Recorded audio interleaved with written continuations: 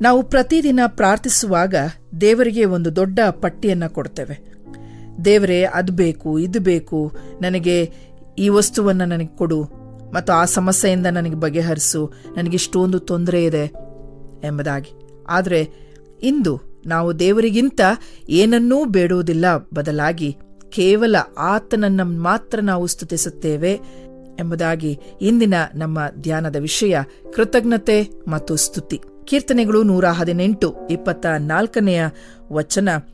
ಈ ದಿನವು ಯೆಹೋವನಿಂದಲೇ ನೇಮಕವಾದದ್ದು, ಇದರಲ್ಲಿ ನಾವು ಉಲ್ಲಾಸದಿಂದ ಆನಂದಿಸೋಣ. ದೇವರು ನಮ್ಮ ಜೀವನದಲ್ಲಿ ಮಾಡಿರುವ ಉಪಕಾರಗಳನ್ನು ನೆನೆಸಿ ಹೇಗೆ ಕೃತಜ್ಞತೆ ಸಲ್ಲಿಸಬೇಕು ಎಂಬುದರ ಕುರಿತಾಗಿ ಕೆಲವು ಅಂಶಗಳನ್ನು ನಾವು ಧ್ಯಾನ ಮಾಡಿಕೊಳ್ಳೋಣ.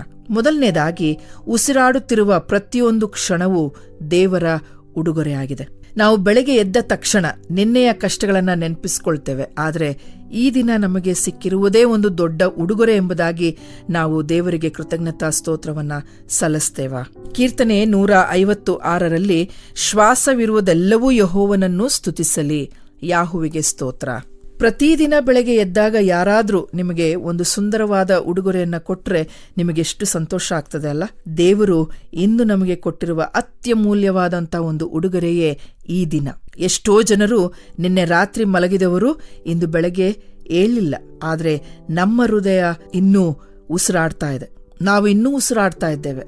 ದೇವರು ನಮಗೆ ಇನ್ನೊಂದು ಸುಂದರವಾದಂತ ಅವಕಾಶವನ್ನ ಕೊಟ್ಟಿದ್ದಾನೆ. ಈ ಉಡುಗೊರೆಗಾಗಿ ಆತನಿಗೆ ಸ್ತೋತ್ರವನ್ನ ಸಲ್ಲಿಸಿದ್ದೇವಾ? ಈಗಾಗಲೇ ನಾವು ಬೆಳಗ್ಗೆ ಎದ್ದಿದ್ದ ತಕ್ಷಣವೇ ಮಾಡಬೇಕಾದಂತ ಒಂದು ಪ್ರಾರ್ಥನೆ, ದೇವರೇ, ಕೊಟ್ಟಿರುವಂತ ಈ ಒಂದು ಹೊಸ ದಿನಕ್ಕಾಗಿ ನಿನಗೆ ಸ್ತೋತ್ರ, ನನ್ನನ್ನ ಜೀವಿತರ ಸಂಖ್ಯೆಯಲ್ಲಿ ಇಟ್ಟಿರುವುದಕ್ಕಾಗಿ ನಿನಗೆ ಸ್ತೋತ್ರ ಅನ್ನುವಂತಹ ಒಂದು ಸ್ತುತಿ ಯಜ್ಞ, ಕೃತಜ್ಞತೆಯನ್ನು ನಾವು ಹೇಳಲಿಕ್ಕೆ ಸಿದ್ಧರಿದ್ದೇವ.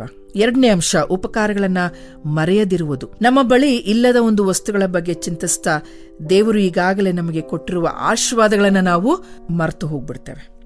ಅನೇಕ ಸಾರಿ ನಮ್ಮಲ್ಲಿ ಅನೇಕ ವಸ್ತುಗಳಿಗಾಗಿ ನಾವು ಪ್ರಾರ್ಥನೆ ಮಾಡ್ತಾ ಇರ್ತೇವೆ, ಅದು ನಮಗೆ ಸಿಗೋದಿಲ್ಲ.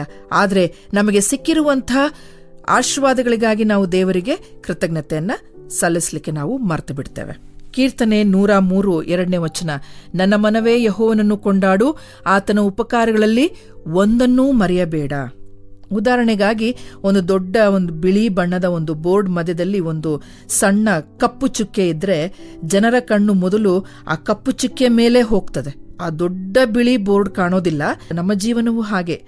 ದೇವರು ನಮಗೆ ಕೊಟ್ಟಿರುವ 99 ಆಶೀರ್ವಾದಗಳನ್ನು ನಾವು ಬಿಟ್ಟು ನಮಗಿರುವ ಕೇವಲ ಒಂದು ಸಮಸ್ಯೆಯ ಬಗ್ಗೆ ನಾವು ದೂರು ನೀಡ್ತಾ ಇರ್ತೇವೆ.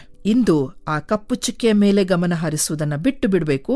ನಾನು ನೀನು ಹೊಂದಿರುವಂತ ಆರೋಗ್ಯ, ಕುಟುಂಬ, ಉದ್ಯೋಗ, ಹಣ, ಆಸ್ತಿ, ಅಂತಸ್ತು, ಐಶ್ವರ್ಯ, ಸ್ನೇಹಿತರು, ಇದೆಲ್ಲವನ್ನ ಆಶೀರ್ವಾದವನ್ನಾಗಿ ನಾವು ಎಣಿಸಿಕೊಂಡು ದೇವರಿಗೆ ಕೃತಜ್ಞತೆಯನ್ನ ಸಲ್ಲಿಸಬೇಕು. ಮೂರನೆಯ ಒಂದು ಅಂಶ, ಬೇಡುವಿಕೆ ಇಲ್ಲದ ಶುದ್ಧ ಆರಾಧನೆ.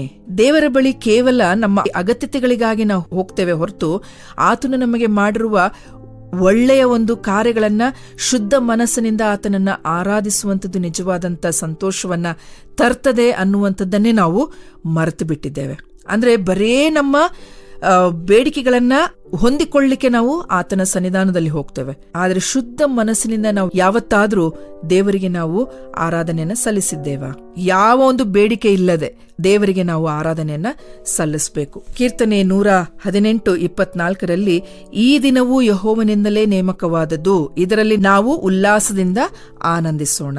ಒಬ್ಬ ತಂದೆಯ ಬಳಿ ಆತನ ಮಗು ಬಂದು ಆ ಚಾಕ್ಲೇಟ್ ಅಥವಾ ಆ ಆಟ ಸಾಮಾನುಗಳನ್ನ ಕೇಳಿದಾಗ ಕೇವಲ ತಂದೆಯನ್ನ ತಬ್ಬಿಕೊಂಡು, ಅಪ್ಪ, ನಾನು ನಿನ್ನನ್ನು ತುಂಬಾ ಪ್ರೀತಿಸ್ತೇನೆ ಎಂದು ಹೇಳಿದ್ರೆ ಆ ತಂದೆಗೆ ಎಷ್ಟೋ ಸಂತೋಷ ಆಗ್ತದೆ ಅಲ್ವಾ? ಇಂದು ಮುಂಜಾನೆ ನಾವು ಕೂಡ ದೇವರ ಬಳಿ ಅದೇ ಮಗುವಿನಂತೆ ಹೋಗೋಣ.